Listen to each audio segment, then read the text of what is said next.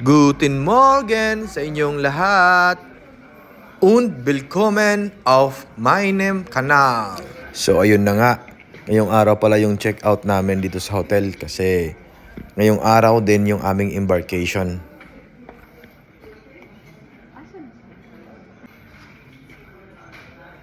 At bumaba muna kami para mag-almusal.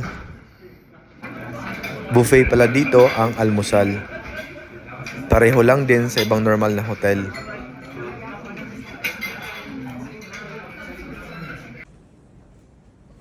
Dito guys, nakapag-check out na kami at inaantay na lang namin ang aming mga kasama.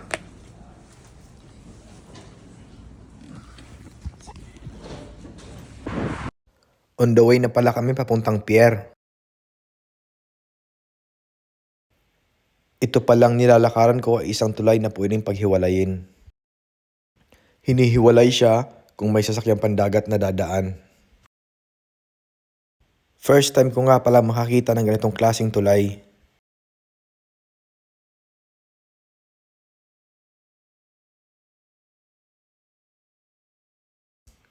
Pati na rin po yung sailboat, first time ko makakita yan sa aktwal.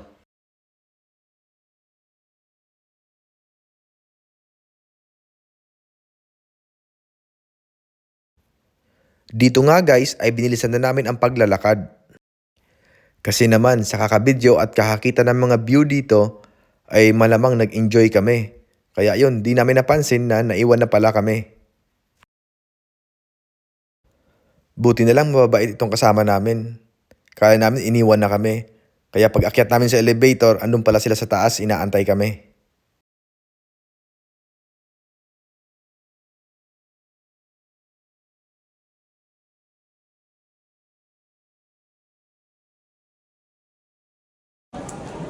So, andito na kami guys sa loob ng parang magbubuk yata kami dito or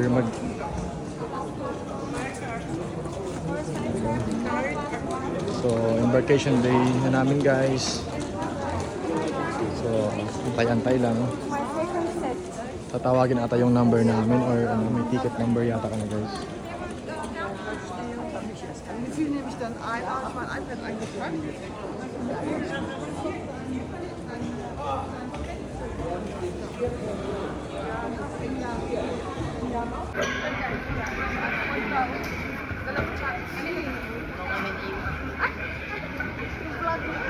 So dito nga guys, medyo nakangiti-ngiti na kasi meron na kaming lahat na yan, ticket.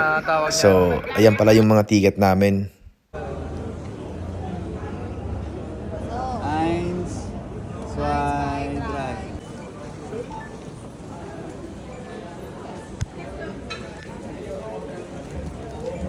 At dahil may ticket na kami, pwede na kaming pumila at pumasok. Dito guys, i-check lang yung namin, passport dito saka yung ticket.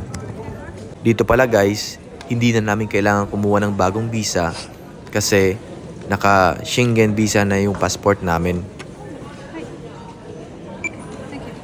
Pag ang passport mo pala ay merong Schengen visa, ay ibig sabihin ay pwede kang pumunta sa ibang lugar dito sa Europa. Basta sa loob ka ng European countries, pwede kang bumisita within 90 days kung tourist ka man or business ang pinuntahan mo. So allow ka pang mag-stay doon sa lugar for 90 days. Napakasimple at napaka-smooth pala guys ng pagpasok namin. May kahabaan ng pila pero napakabilis naman ng pag-usad.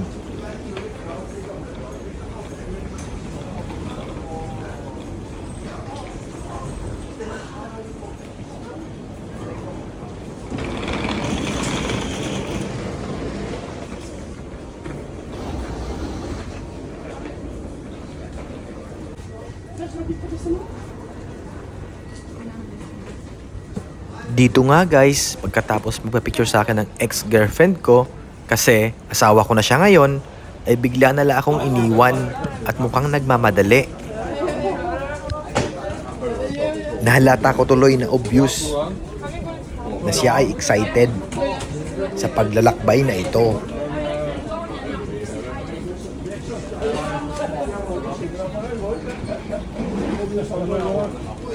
Kaya dito, inumpisahan ko nang habulin siya. Baka tuluyang iwanan talaga ako.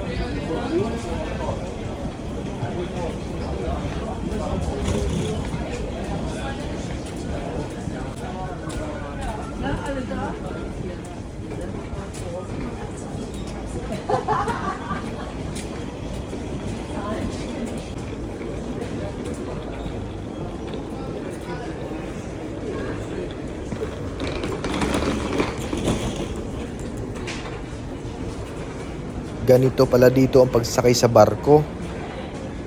Parang sasakay lang sa eroplano.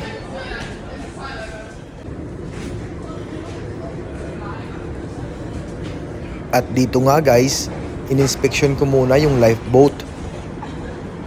At okay po yung inspection ng lifeboat. Good quality. Approved. Malaki. Meron silang speedboat. Meron din silang lifeboat. Dalawang lifeboat, 3, saka speedboat dito. Magkabilaan siguro yan. Sa mga ganitong sitwasyon kasi, important din sa akin yung mga ganyan kasi siyempre safety. Kaya pag minsan sa hotel, chine-check ko rin yung yung mga fire exit talaga, kung saan yung fire exit nila. Hello. Good sa Ganito pala talaga ang pakiramdam pagpasok mo sa cruise ship. Maganda at positive energy agad ang sasalubong sa'yo. So, Yung ramdam mo agad yung saya at alam mong magiging masaya talaga ang biyahe nyo. dito guys, meron agad silang ice cream. So,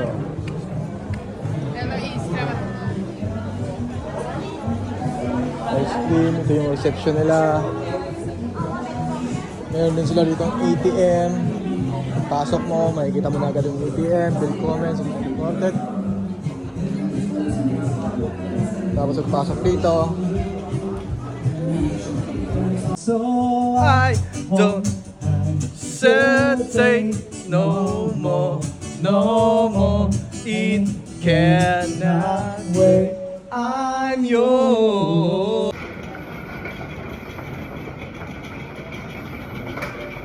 so punta muna kami sa aming kwarto. Lalagay muna namin yung mga luggage namin.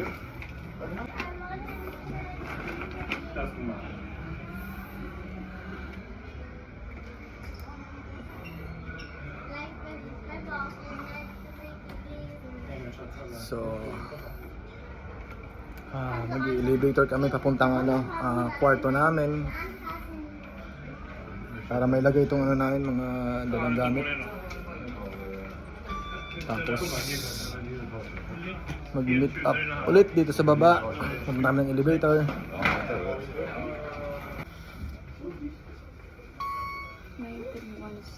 (9316) sa baba. Tama. So 9316 adi. 9316 adi lang sa layo na cabin. 9316 sa taas. 9316. Tanong siya. Okay. Dankeschön. So, dito ang room namin. Pasok. Oops,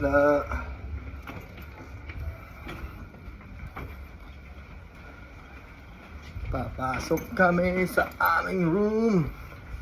Papahinga ng konti. Tapos meet up ang mga kasamahan namin dun sa baba. Kasi di pa kami nakakain. So, 9315 9316 ang hinahanap. Andyan? Okay, doon pala kami. Guys, excited sa mga anong mga meron dito sa barko na to. Shower, CR, may mga ano rin. Mabilis na, may ilaw, automatic. Automatic yung ilaw pala dito guys. Salamin ka lang, mag-iilaw na automatic yan. Tapos yung kwarto, merong upuan. Tapos may painting. Tatlo. Dalawang lamp. Tapos ito, may santayan, may hanger. Lalagyan. Okay. So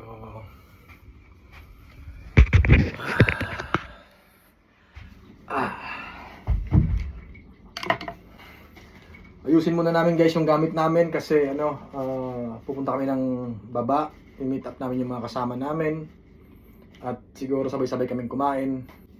Mamaya mag-video ulit ako sa baba ng mga kung anong meron dun sa baba. So bye. Mamaya kita-kits ulit mamaya. Dito nga guys, bigla kong naalala yung dati kong trabaho sa Saudi Arabia. Sa oil rig. Lalong-lalo na sa offshore. Ganito yung setup ng kwarto, magkabilaan. Sa CMC staff, Canadian Medical Center, maraming salamat sa inyo. 9th floor? Mabuhay po kayong lahat. At shout out sa lahat ng oil rig medic. 9th floor galing siya. 9th floor pala to guys. So, ito yung view dito sa taas, baba.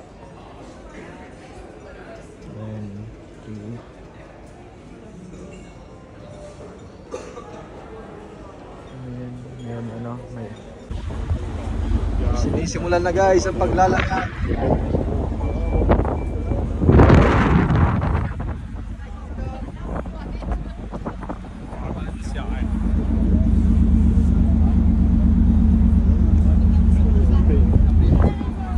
Nandito kami ngayon sa taas ng barko.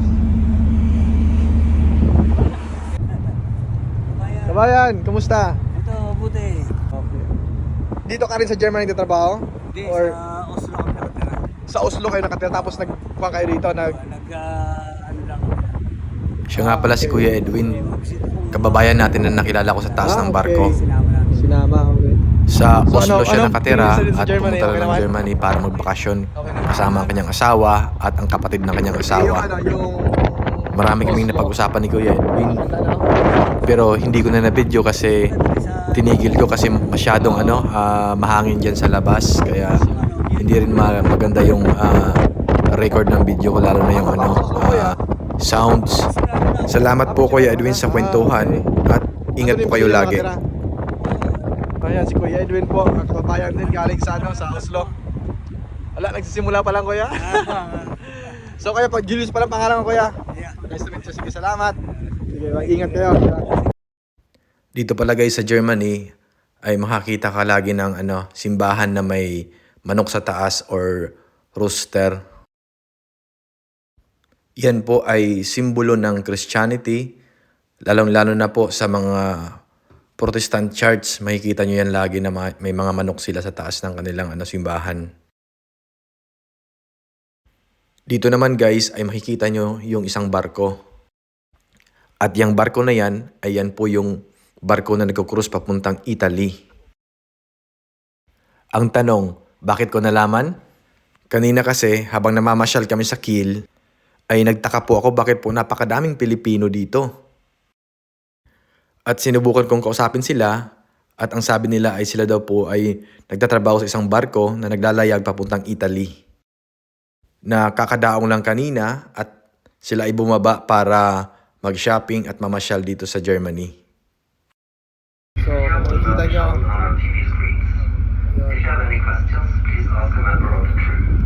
ano na kami, alis na kami. So,